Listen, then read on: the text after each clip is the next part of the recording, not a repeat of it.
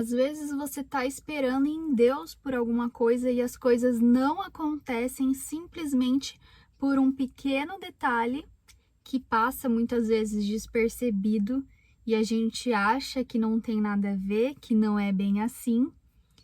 E na verdade é justamente isso que está travando a sua vida, que está travando a sua bênção, a sua vitória, e as lutas não acabam por conta desse pequeno detalhe que eu vou contar aqui nesse vídeo. Hoje a gente começa um novo quadro aqui no canal que se chama Vivendo a Palavra, que eu vou continuar trazendo a palavra de Deus aqui para vocês. Então eu vou pegar um versículo ou uma passagem ali da Bíblia e eu vou trazer no contexto da nossa vida, mostrando de que forma que a gente pode aplicar aquilo na nossa vida, vivendo a palavra de Deus. E hoje eu quero falar sobre algo que eu estava lendo hoje no meu devocional, Salmo 62, e o versículo 5 me chamou a atenção. Leia aqui comigo. Contudo, somente no eterno espera minha alma, em silêncio, pois ele é que me traz a esperança. Essa é a versão da King James atualizada 1999. Se você olhar em outras versões, não vai estar escrito em silêncio, vai estar em paz, algumas outras palavras, mas que dá esse entendimento. Mas eu gosto bastante da King James porque ela é a mais próxima da versão original, essa King James atualizada. E o que me chamou a atenção aqui nesse versículo foi justamente essa pequena palavra que tem aqui, que não tem em outras versões, que é em silêncio. Espera a minha alma, em silêncio. E se você olhar na Bíblia, você vai ver que a Bíblia ela fala em muitos contextos, em muitas passagens, muitos versículos sobre a nossa língua, sobre o poder da nossa língua, que o que contamina o homem não é o que sai, mas sim o que entra pela nossa boca. E eu quero falar hoje sobre a importância de a gente fechar a boca e guardar as coisas no nosso coração, para que a gente não ouça palavras contrárias ou críticas das pessoas, opiniões que talvez não sejam apenas opiniões humanas e não estejam alinhadas com a vontade de Deus, e isso desanime a gente na caminhada. Às vezes Deus ele tá te dando uma direção e você vai lá e compartilha algo relacionado a isso com alguém, aí a pessoa dá a opinião dela, na visão dela, que podem ter muitas vertentes aí, e não estar alinhada com a vontade de Deus, e não é por mal, não quer dizer que ela está sendo usada pelo inimigo, é só a opinião da pessoa. E aí você começa a ouvir opinião daqui, opinião dali, muitas vozes, você começa a ficar confuso, ou então você compartilha com uma pessoa, mesmo que seja de confiança, mas essa pessoa fala algo que vai te desanimar, que vai fazer com que o seu brilho se apague, e de repente aquilo que você estava pensando era a vontade de Deus, mas a pessoa foi lá e falou algo contrário e te desanimou, e de repente você, por ser uma pessoa que você leva em consideração, né, a opinião, então você desanimou. E aí você deixa de ouvir a direção de Deus porque você acaba sendo influenciado pelo seu meio. E nesse momento a gente acaba tirando os nossos olhos de Deus. Lembra de Pedro, quando ele foi andar sobre as águas? Enquanto ele estava olhando para Jesus, ele estava andando sobre as águas. Mas quando ele olhou para a tempestade, ele afundou.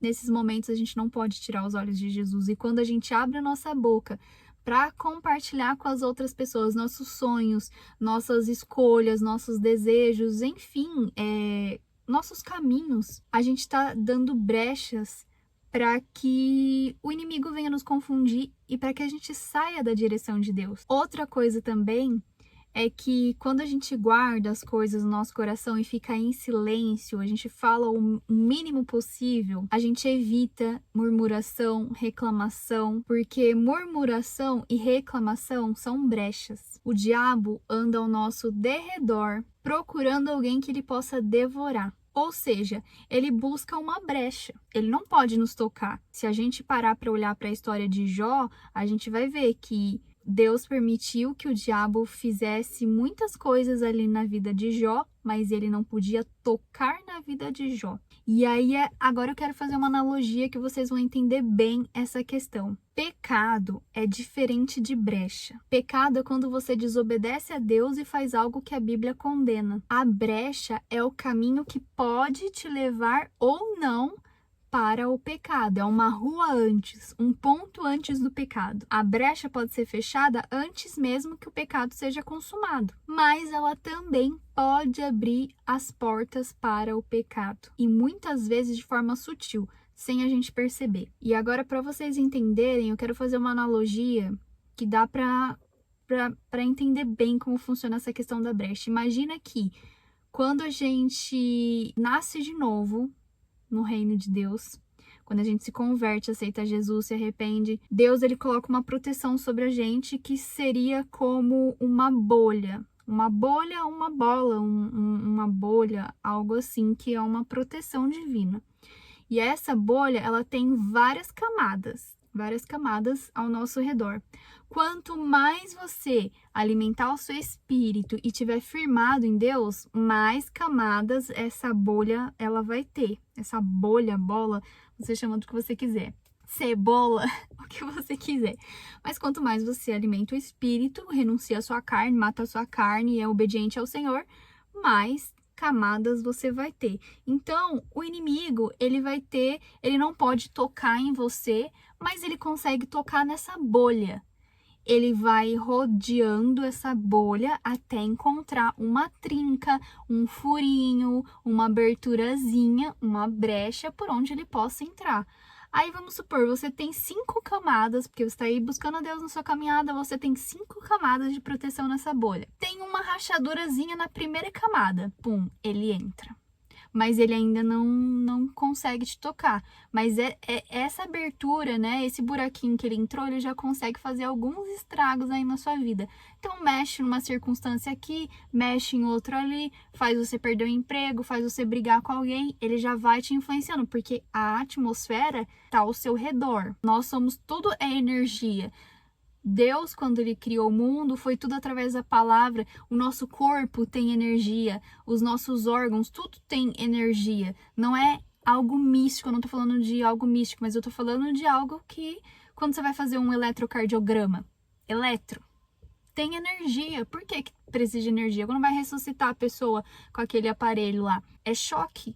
Então, é de se pensar, né? É algo óbvio. É difícil da gente explicar de uma forma bíblica essa questão do nosso corpo ter energia, mas é isso mesmo. Só que não é algo místico, é algo que é um mistério. Eu tenho buscado estudar cada vez mais essa questão porque eu sou muito a Bíblia como base e a ciência. Então, se a ciência não explica, eu vou tomar cuidado. E se a Bíblia também não explica, então eu não quero nem saber, eu não acredito. Primeiro a Bíblia, depois a ciência. Os dois explicam, então beleza, melhor ainda. Mas, assim, é um assunto mais complexo, a gente pode falar disso mais pra frente, eu posso aprofundar, mas é isso. A gente tem energia no nosso corpo. Vamos supor que o diabo ele entrou na primeira camada, e aí ele consegue te influenciar, a atmosfera dali já vai mudar. Então você já vai começar a ser influenciado de alguma forma. Só que aí você vai lá e fecha a brecha. Beleza, e você consegue afastar ele e você vai aumentando cada vez mais as camadas. Esse é o ideal. Ele consegue entrar, mas a gente fecha as brechas e aí ele não tem como entrar, ele não tem como chegar perto da gente. Ele vai estar cada vez mais distante. Mas vamos supor que ele entrou nessa primeira camada. Aí ele foi procurando, achou outra brecha na outra camada. E quanto mais brechas ele vai encontrando, porque, gente, a gente é ser humano, a gente peca, a gente erra o tempo todo dia, então a gente tem muitas brechas. O ideal é que a gente não tenha brechas. Em outras palavras, o ideal é que a gente busque viver uma vida em santidade, não pecar e não ter brechas. Quanto mais a gente se esforça para que a gente viva essa vida, mais perto da santidade a gente vai chegar, mais perto de não pecar a gente vai chegar. Não quer dizer que a gente vai conseguir, a gente nunca vai conseguir, mas enquanto a gente tiver esse objetivo, a gente vai continuar tentando, a gente vai se esforçar. E aí, quanto mais perto o inimigo chegar de você, furando essas camadas, entrando por essas camadas, mais chance ele tem de furar a bolha principal, que é aonde ele pode te tocar, porque você tem o livre-arbítrio, você faz as suas escolhas. E Deus, ele fala, eu te dou 2 caminhos, a vida e a morte, a bênção e a maldição. Escolhe, pois, a vida, escolhe, pois, a bênção. Se você escolher a morte, a maldição, você vai encarar as consequências.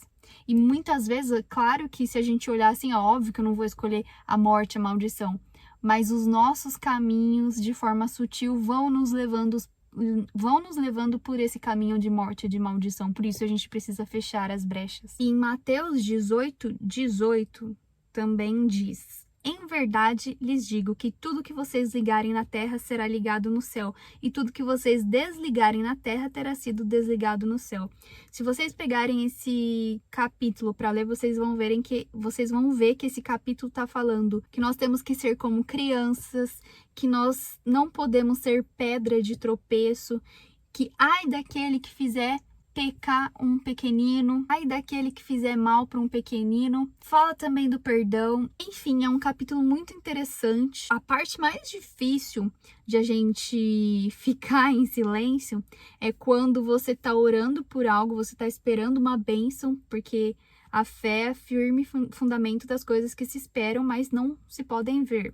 Então, eu tenho tal objetivo na vida, tal sonho, quero tal bênção, tô orando por ela, e creio que vai acontecer, que é da vontade de Deus, que Deus vai realizar. Mas as circunstâncias me dizem o contrário, tudo tá dando errado cada vez mais, e é nesse momento que é o momento que a gente mais deve ficar em silêncio, porque é quando a gente é tentado a falar coisas que desagradam a Deus, coisas que vão contra a nossa fé. Então tá tudo dando errado, aí você começa a falar: Ai, eu não aguento mais, eu não quero mais saber disso. Isso não é pra minha vida. Eu nasci pra ser infeliz mesmo, é só comigo que as coisas dão errado. Só eu que tenho azar na vida, não prospero, eu não tenho ninguém, ninguém me ama, ninguém me quer. Aí a gente começa a falar: isso é fácil demais a gente soltar essas palavras nesse momento. E é compreensível, a gente é ser humano, é da nossa carne. E a nossa carne é inclinada para as coisas ruins. Mas é nesse momento que a gente precisa ficar em silêncio, porque enquanto você tá aqui falando essas coisas, você tem fé que Deus tem alguém para você, que você vai conquistar sua casa própria, que você vai prosperar. Mas você tá falando o contrário. A fé precisa estar as suas atitudes precisam estar em concordância, as suas atitudes, as suas palavras, os seus pensamentos precisam estar alinhados em concordância com a sua fé. Tem uma pregação que eu estava ouvindo esses dias que estava comentando sobre aquele versículo que fala que da fé que é como um grão de mostarda, se tiverdes fé como um grão de mostarda.